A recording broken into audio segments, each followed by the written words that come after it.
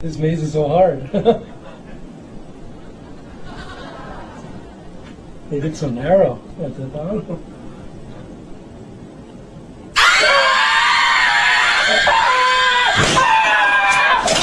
Juga saya golongkan sebagai nabi.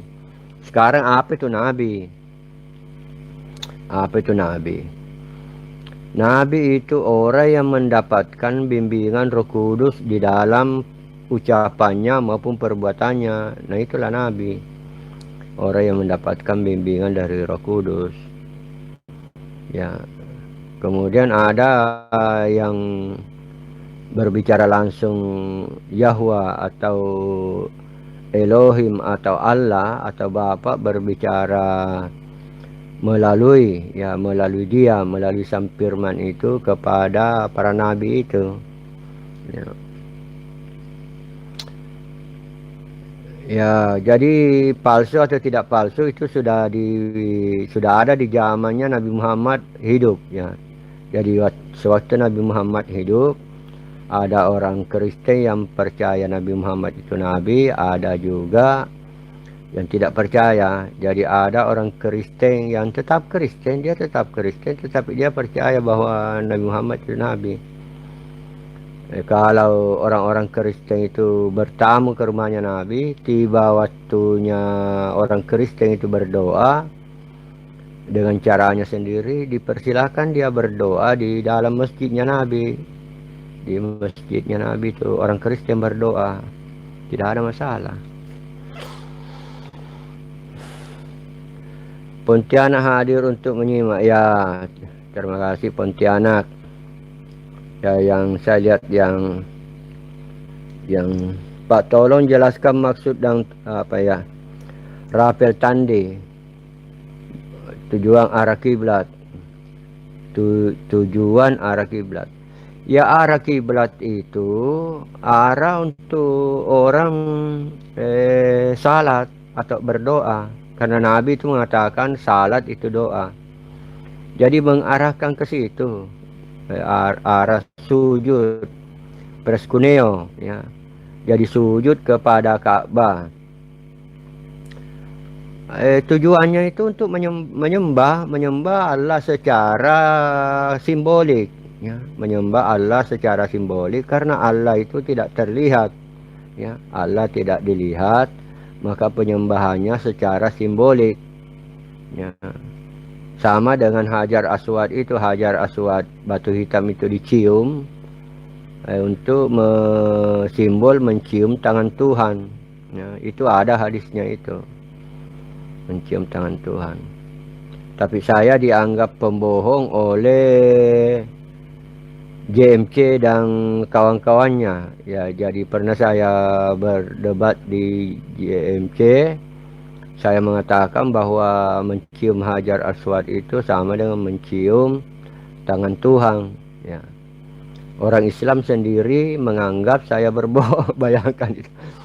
Orang Islam sendiri menyatakan bahwa saya berbohong.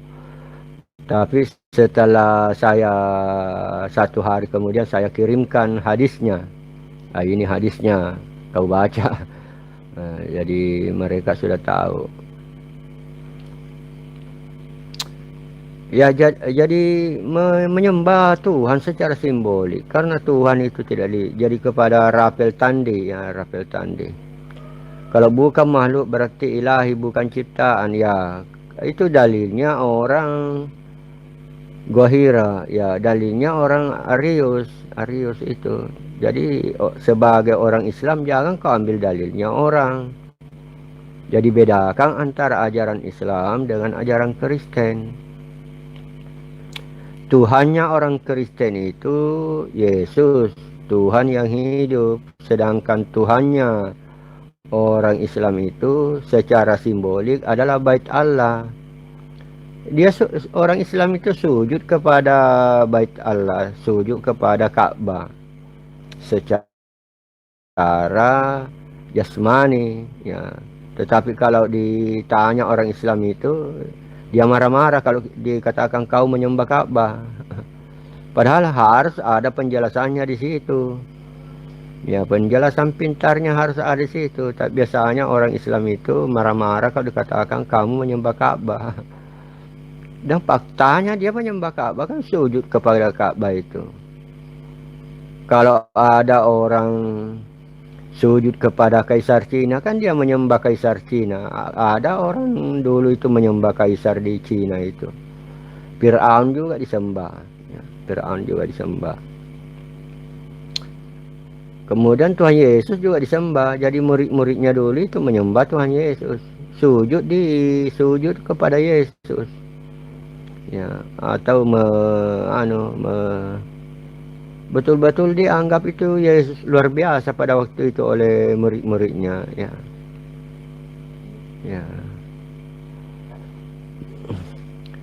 Kemudian Jackson Tujunaga, Pak Ibnu, apakah Muhammad belajar sama bangsa Ajam?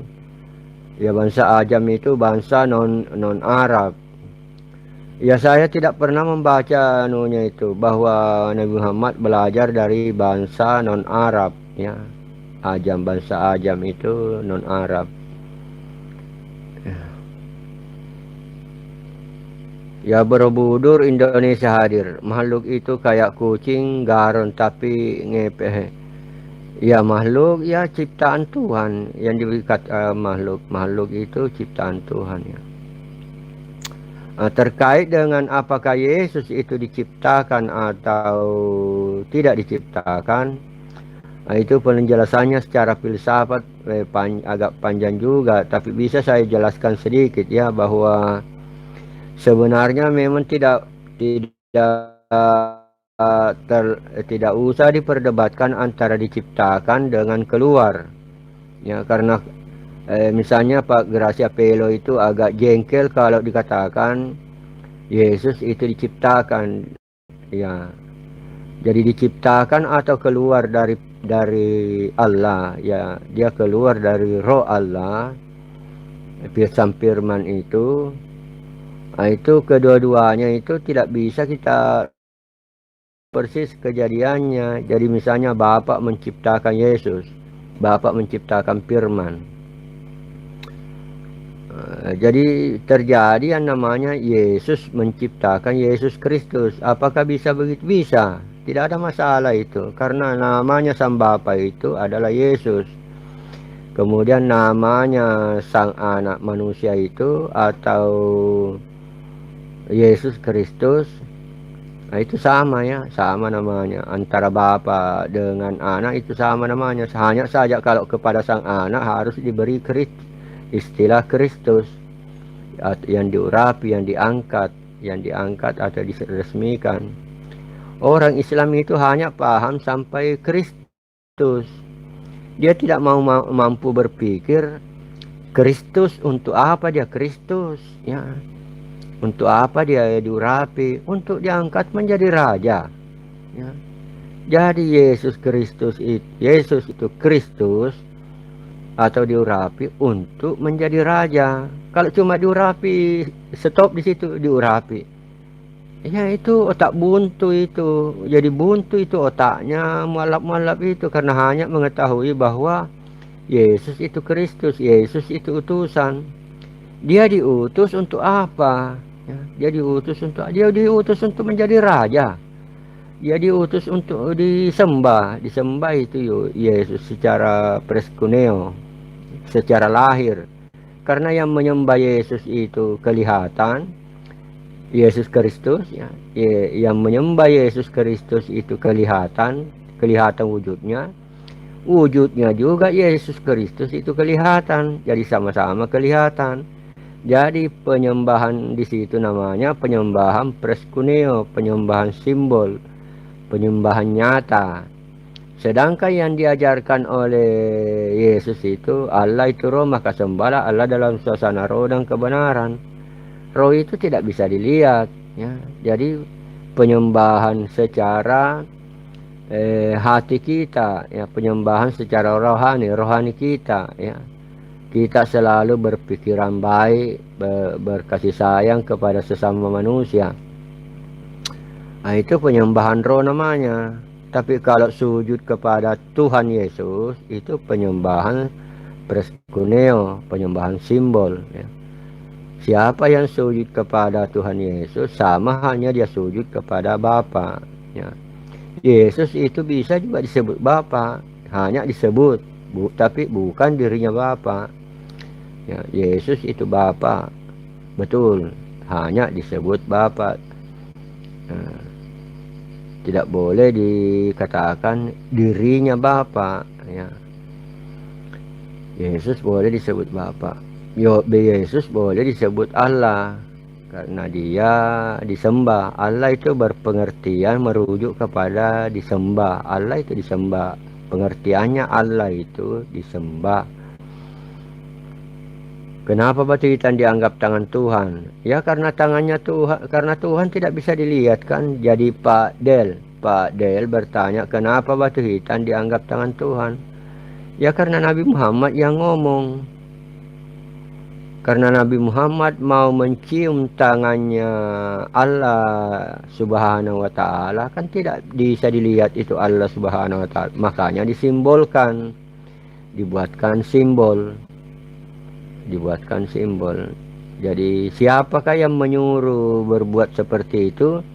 Simbol-simbol itu, penyembahan secara simbolik itu, ya tentunya kalau Nabi Muhammad ditanya, tentu Allah yang menyuruh dia. Ya. Jadi penyembahan secara simbolik itu yang dilakukan oleh umat Islam kepada menyembah Tuhan yang berbentuk segi empat, rumahnya Tuhan, bait Allah. Ya. Nah, itu disembah, itu bait Allah itu disembah secara lahir, secara nyata, secara fakta, secara real. Faktanya begitu, tetapi kalau dijelaskan kepada umat Islam seperti ini, marah-marah mereka. Ya, mereka marah-marah kalau dikatakan kamu menyembah Ka'bah. Ya, coba bayangkan, fakta itu nyata bahwa dia orang Islam itu menyembah Ka'bah. Tapi dia mengingkari. Seharusnya umat Islam itu menjelaskan kenapa kamu menyembah Ka'bah. Saya menyembah Ka'bah karena ini. Harus ada penjelasannya. Nah, tapi kadang-kadang diingkari bahwa dia tidak menyembah Ka'bah.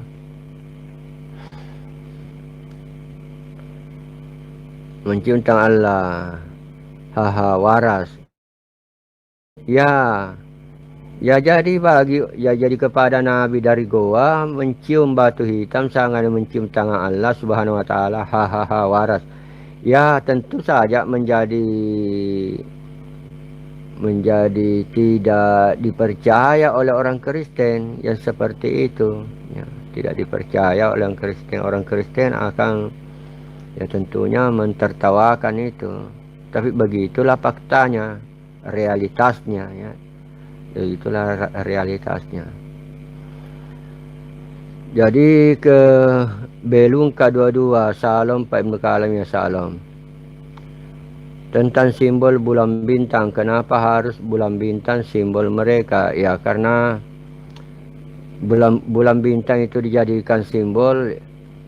Seingat saya tidak ada hadisnya ya, saya tidak menemukan itu dijadikan, hanya umat Islam itu yang menjadikan, ya umat Islam yang menjadikan simbol bulan bintang. Seingat saya tidak pernah Nabi mengatakan jadikan bulan bintang itu simbol. Entahlah kalau hadisnya belum pernah saya baca, saya tidak tahu. Kuli Kasar, selamat malam Pak Ibnu Kalam, Tuhan Yesus memberkati, amin. Ya, sekarang sudah berjalan 41 menit. Tidak mungkin semua pertanyaan-pertanyaan Anda saya bisa jawab semua. Tapi yang terpenting saya kembali lagi kepada kepada bahwa ya saya bertanggung jawab. Saya Ibnu Kalam bertanggung jawab terhadap judul video itu. Ya, terhadap judul video yang saya buat ini, bahwa jumlah orang Kristen di Indonesia itu lebih banyak daripada jumlah umat Islam, dengan catatan menurut tinjauan teologi ya, menurut tinjauan teologi Jumlah umat Kristen di Indonesia itu lebih banyak dibanding dengan jumlah umat Islam. Saya bertanggung jawab terhadap judul video ini. Saya bertanggung jawab. Saya tidak mengada-ada. Saya mampu menjelaskan kepada hukum. Ya, seandainya saya dipermasalahkan, seandainya judul ini dipermasalahkan. Pak Ibnu belum dapat honor dari YouTube, ya sudah ada tapi masih sedikit. Honornya masih sedikit. Baru berapa dolar? Baru $13. Ya. Saya belum membuat Google AdSense-nya. Karena baru juga $13.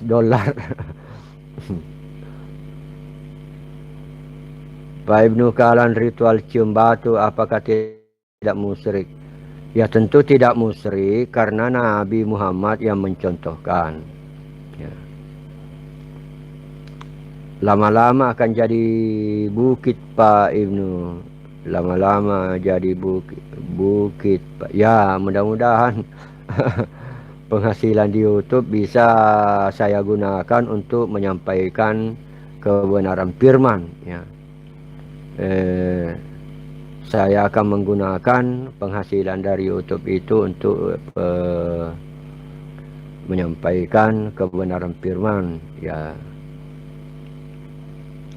karena saya juga punya usaha, ya usaha saya kan ada usaha saya penggilingan padi. Ya. Kayaknya belum gua hero, kayaknya belum ada. Apa yang belum ada? Lama-lama mana lagi. Selamat malam Pak Ibnu Kalang. Ya, selamat malam. Tentang bahasa ajam ada di surah An-Nahl 103. Ya mungkin pernah tentang bahasa ajam. Bahasa ajam. Ya bahasa ajam itu bahasa non-Arab. Ya. Ada di surah An-Nahl 103 ya. Salam Pak Ibnu, target 40%. Ya mudah-mudahan. Sandi Karunia. Salam Pak Ibnu, target 40% Islam pasti tercapai.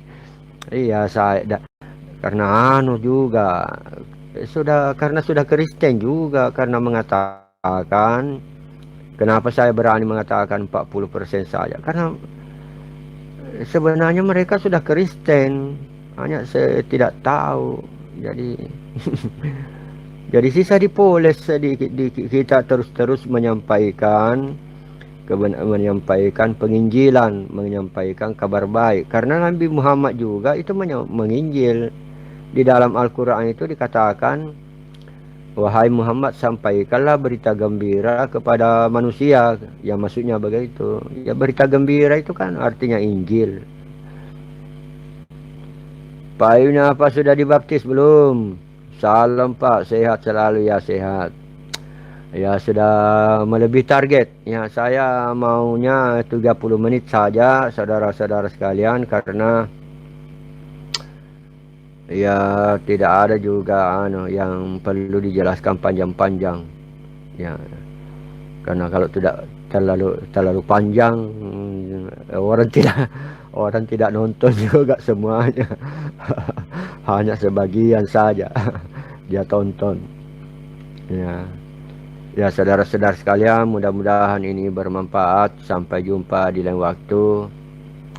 Dan saya akan terus berusaha untuk menyampaikan kebenaran firman, yang mana kalau saya itu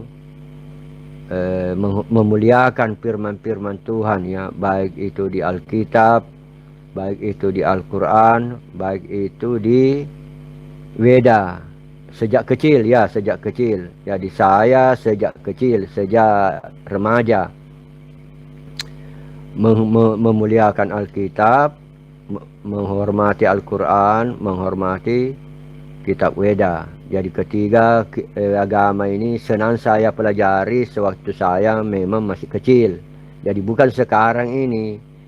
Dari dulu, dari masa anak-anak saya dulu itu saya suka mendengarkan atau mempelajari agama-agama, agama apa saja saya suka pelajari, saya suka dengar, saya suka baca bukunya, ya begitu. Ya, ya, sekian, sampai jumpa di lain waktu, mudah-mudahan bermanfaat di mana saja dan tetap semangat. Dan apa yang dinubuatkan oleh Nabi Muhammad itu sudah terjadi ya. Sudah terjadi bahwa Islam itu di akhir zaman tidak dikenal lagi ya. Jadi pengikutnya Tuhan Yesus itu semakin hari semakin banyak, dan memang sekarang sudah lebih banyak ya, karena 2,5 miliar. Ada sudah dinubuatkan juga di dalam Al-Quran bahwa terkemuka di dunia dan di akhirat. Artinya pengikutnya Tuhan Yesus itu lebih banyak. Itu nubuatan dari Al-Quran ya. Pengikutnya Tuhan Yesus itu lebih banyak, 2,5 miliar, dibanding dengan umat Islam hanya 1,5 miliar ya. Jadi apa yang dikatakan di dalam Al-Quran terkemuka di dunia, ya terkemuka di dunia, sudah terbukti terkemuka di dunia. Ya sekian saudara, nanti lain kali lagi ya, nanti lain kali lagi kita sambung.